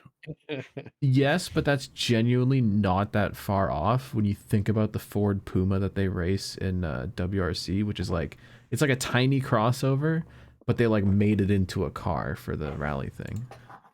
It's gonna happen in NASCAR soon when they kill the Xfinity series. Yeah, the Honda Odysseys. Option 2, abandon any and all pretense that these are stock cars when they really are in reality a spec chassis, just with different crate motors in them depending on the manufacturer. Invent some set of grille and light clusters and give it a classic Chevy name. Call it a Monte Carlo, Firebird, a Bel Air. I don't know about all those, but yeah. That's basically what the SS was. Yeah. Well, he said option 3 is just call it a Chevrolet. In the way that like Ferrari, Mercedes, Peugeot, etc. make their GT cars at Le Mans like not really like a real car. Which is kind of what I was saying the other week, where they just make a generic thing. Yeah. It says 4, don't call it a Chevrolet, which I think is not really an option. And Jesus Christ, he said, could teams run a Childress or a Penske? I don't think so. Would the public care? Yes, they would. All right, thank you, Andrew.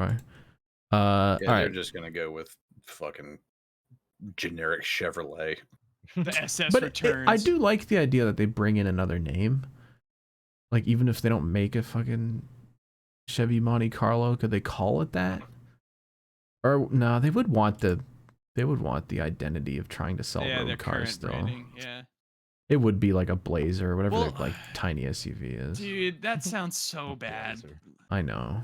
My Napa Chevrolet Blazer today was real fast. It was like, Ugh. the fuck? Like Yeah. Cody was saying, my Volt.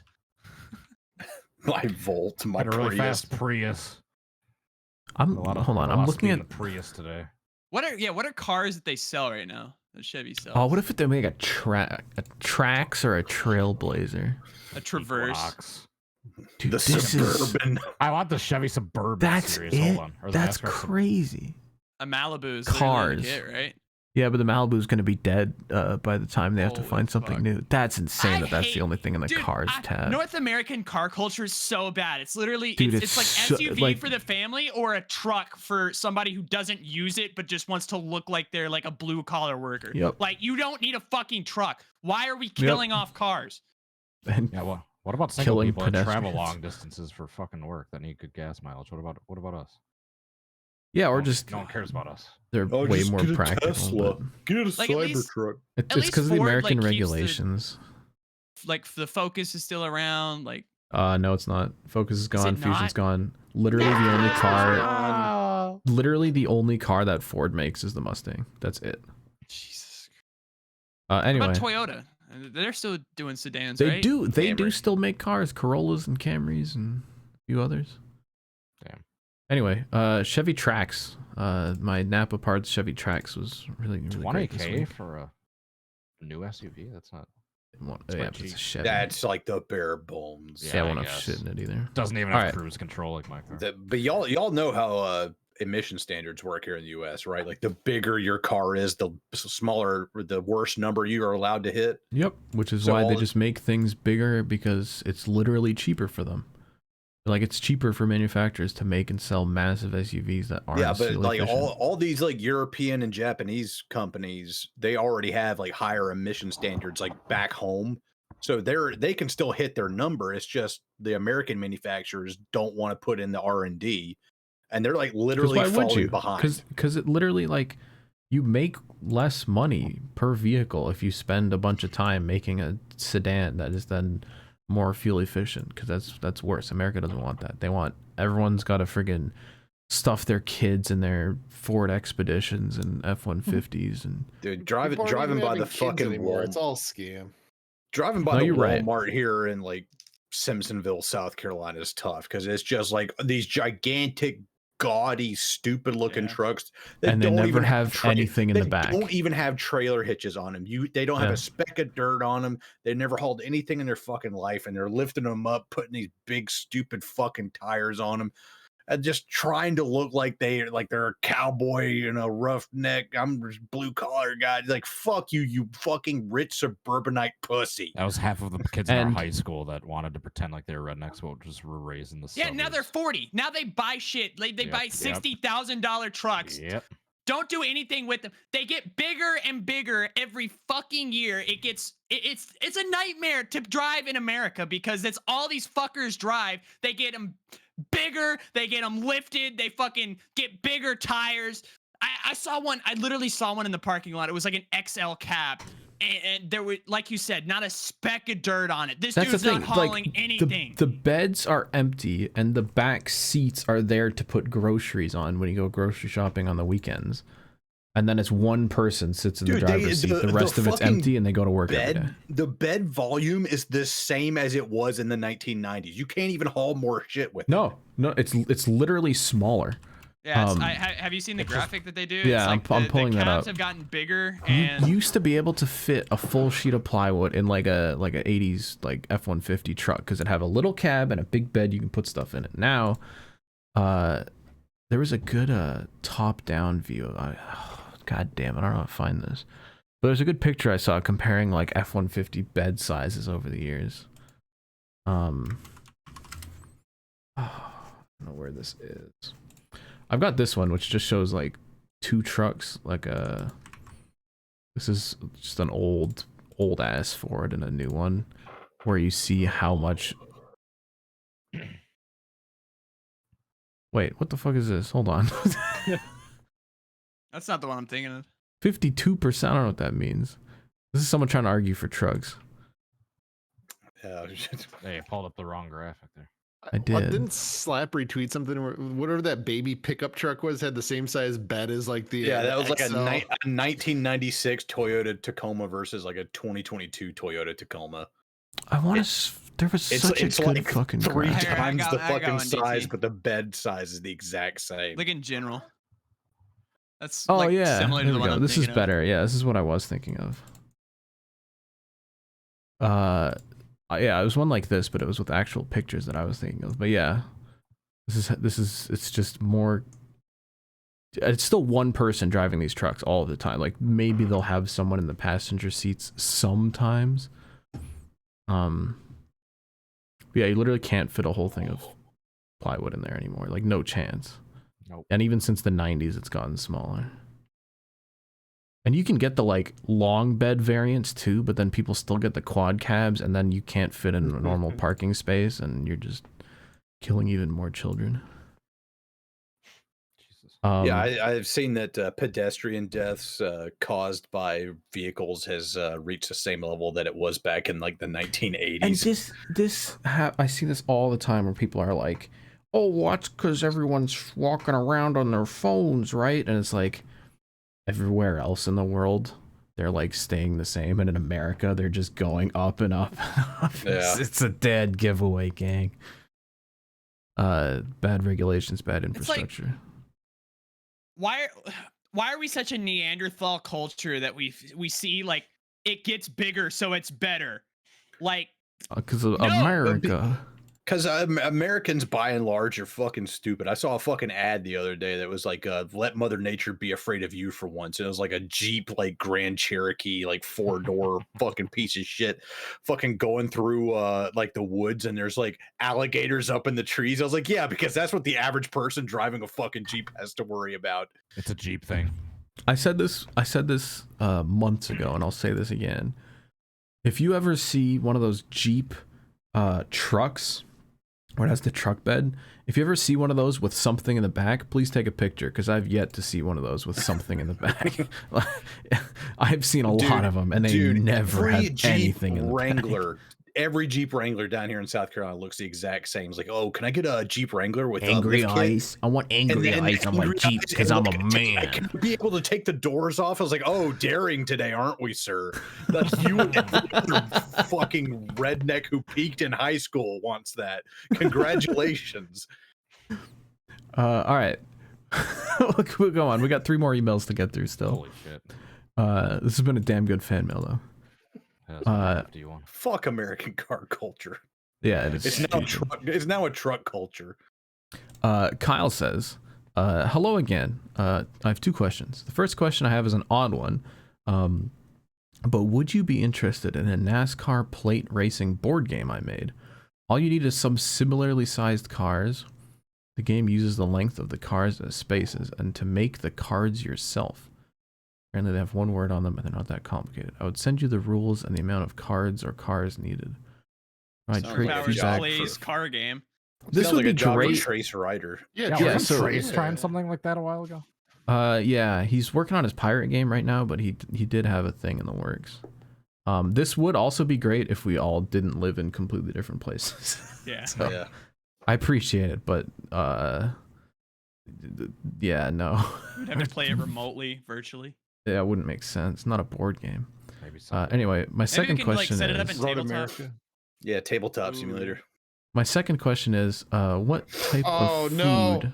No! Get him out of here! We're trying to wrap it up. Get him out of here! Podcast. End it right now. We're trying to wrap it up. Oh, fucking Gabe Wood. I'm good. End it. We got 2 Are emails. you just listening in? Yeah, it's an advanced copy of the Shrimp Hours. All right. Anyway, he says, my second question is, what type of food do you wish would be turned into a fast food restaurant? Or what is your dream fast food restaurant? So what needs to be greasified and turned into something you can just go to the corner and buy? Oh, can I like suggest something that exists in another country and should be brought over here? Yeah, please. Dude, Ichiran Ramen in Japan. It's like open 24 hours. Yeah, it's been open 24 hours a day. That the little window thing? Yeah, and you just go up to a vending machine, you press like the ramen that you want, and then you like sit down at it prints out a ticket. You just sit down at like a booth, like a single person just booth. like a you little don't have to cubicle. Yeah, they lift up the little tatami sheet, they hand you your food and they lift it down. You don't talk to anybody. It's like the great hangover food. You're like hungover, you don't want to talk about it. Like, I just need some good fucking ramen, like bring myself back to life. And then you're just like left alone. You can just enjoy all of it. That would be a really good like high guy experience too, where you don't have to worry about being fucking like paranoid and anxious. It's just like, here's your food. I'm closing the window now. Do whatever you want. So, Slap, do you watch that channel Dancing Bacon? Have you seen that one? It's like this, I was going somewhere else. It's this Japanese content creator. They just like get all this like local fucking food and like snacks at convenience stores and go to like these cool, unique restaurants. You'd probably really like it. I'll send you a couple of examples. As the resident badass in the call, if you're gonna talk, turn your camera on. You can't just speak from the void. All right, joining in an hour and a half He's into a shirtless podcast right now. Oh, I'm more than shirtless, but that's okay. Oh my god. Gabe Wood inserting himself into podcast. He's inserting his wood. He's not even in there. Wow. There we go. Got a 6-pack. Get to the middle. That's my spot. Hold on, I can. This can be arranged. I got it. Okay. Keep going. I'm in DT spot too. It's as a resident fat ass here that interjected himself into this podcast, I do have one comment. Fast food hibachi. There was a place in Gaffney when I worked at JD Motorsports, which is amazing, but I wish it was more mainstream. Whereas like you drive up and it's like, hey, can I get like teriyaki steak and chicken and some fried rice? What? And it's just, and you just drive away. Literally Holy like 5 shit. minutes. How's that And hibachi? It's hibachi. Like they cook it. They have the rice like ready to go, Oh. but then they cook like the steak and the chicken and whatever, and just fry it up real quick, and then all right. It was funny. Like at the drive-through speaker, it's like, how do you want that steak cooked? No, you don't. No. I don't know about you guys, but every time I go to like one of those just like hole in the wall like hibachi places, not like where they cook it like right in front of you, like where the more like the high end ones, just like Joy of Tokyo or like whatever your local hibachi place is, and they ask you how you want the steak cooked. No matter if you say like rare or well done, they cook it all the fucking same. Yeah. No, that's not true. That is true. That place in Indy we went to, I asked for that shit rare. He put that shit on there for like 2 seconds. That dude, that's where they cook it in front of you. That's the high end place. I'm talking about like. Did you not listen to what he was talking? God. No, I don't listen. Get him out of here. Get him out of here. Get me out of here. You were on here for 10 seconds, demands an ejection. And I'm already listening. So what's the problem? Gabe, are you doing a race? Are you literally like racing? 30 minutes late and try to pick an argument with Cody. Gabe, are you racing on the podcast? No. Oh, okay. That's the way you're looking at your screen. I thought you were like under caution or something. I pushed the button or push to talk. Okay. I'm done talking, but I just wanted to interject with Resident Fat News. Okay. All right, appreciate it. Thanks for taking my spot. Oh, I'm the resident fat guy. Anyway, Harley Payne writes in, I can't think of a good subject, so pretend this is funny. Ugh. Starting strong, Harley. Not up to a great start. Yeah. He said, I probably should have asked this a few weeks ago. But think back to your high school class and the superlative awards from the yearbooks. No. I challenge you to award some to NASCAR drivers based on the past year. I've included some below. Feel free to use them. Most likely to win their first championship in 2024. Biggest Mickey Mouse win. Most improved. Biggest fall off. Most likely to make a shrimp want to... Redacted. Biggest animal or least significant full-time driver. I feel like Alex Bowman could have been a couple of those. Biggest fall off, biggest Mickey Mouse win, worst all-time full season paint scheme. Ricky Stenhouse got to have biggest Mickey Mouse win. Yeah. And you can like it feels almost champion in the last. Yeah, but I feel like Stenhouse is even less memorable than the McDowell one. Like we got halfway through the season and like literally all of us forgot. Well, we were there for the Daytona 500, and I still remember it less than Stenhouse's. Damn, I'm just pissed because he bodied Blaney for it. My least favorite, like, not only is it delegitimizing the most important race in the sport, but also it's like the entire season, like literally 25 races, and it's like, well, I know who's going out in the round of 16. Stenhouse, McDowell. Yeah, it's like one immediate, like, yeah. My favorite was like when Chris Buescher won Pocono. It's like I think it was 2016. It was like fog shortened, and they were like, "Yeah, he can have a waiver, whatever. Like he can be in the playoffs." It's like we did all this debating for him to like run 30th at Bristol and get fucking eliminated. It's like, but that aged very well because he actually. Who gives a fuck? He actually had a legit chance this year, so that Buescher analogy has aged very well. We're talking about 2016. Well, I know. We also said, hey, fuck it. Let's put Jeff Gordon in one year. It's just funny to think from Pocono, like he was just a back marker. Like, oh my God, it's a waste of a playoff spot. Now this year, he like, oh shit, he had a fucking legitimate chance. That's true. I might have picked him to be the champion at the start of the playoffs, but I was on the hype train.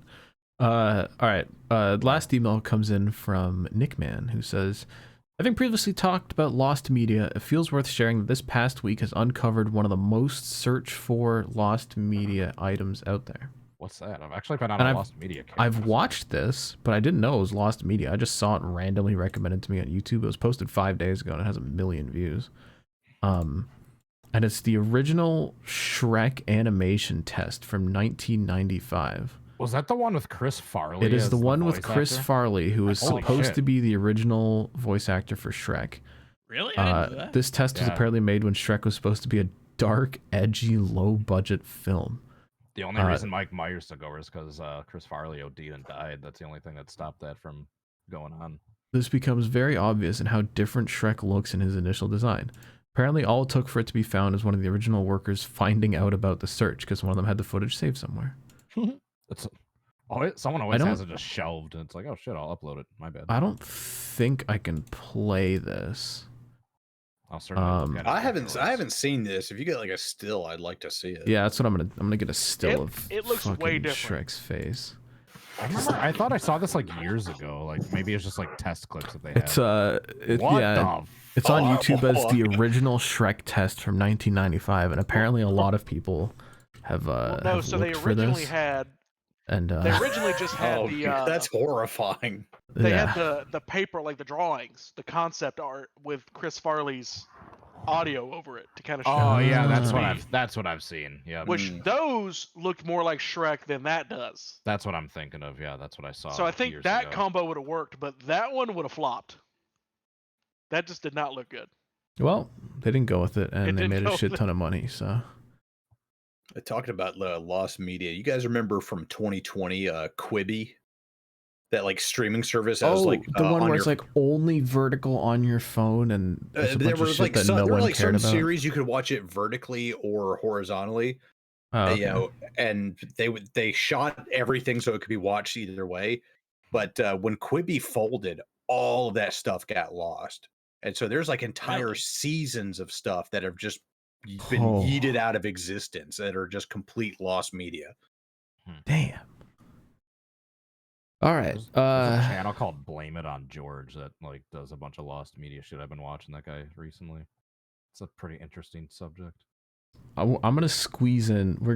We're at an hour 50, but I'm gonna try and squeeze in these crazy videos because we're literally never gonna get to them. I can't speak for Caleb's, but mine are like really short. Each one, they are. Mine's literally 10 seconds long. Yeah, so we'll do like do we need audio for any of these? No. Mine, please. But yeah. Okay. Caleb posted a fucking Nashville Predators clip and said that Forsberg pulled a DT, which I think means he's gonna walk up and miss. Oh no, he literally like buckets it like out of nowhere to win the game in OT. It was like holy shit. Oh hell yeah. Yeah, it was just big slapdick. I don't know if I could play this clip. Oh, it's kind of late now. You didn't have audio and it's cropped. But yeah, he does just walk up and fucking. He gets past the entire team doing it too. It just kind of blew my mind. But anyways, I like how he just one hands it like half the time. Do the one right above Caleb's for first. God damn. He's got so many fucking requests. There's literally 3. Well, there's 4 now, and now I'm playing them in fucking backwards order completely. All right. Fuck.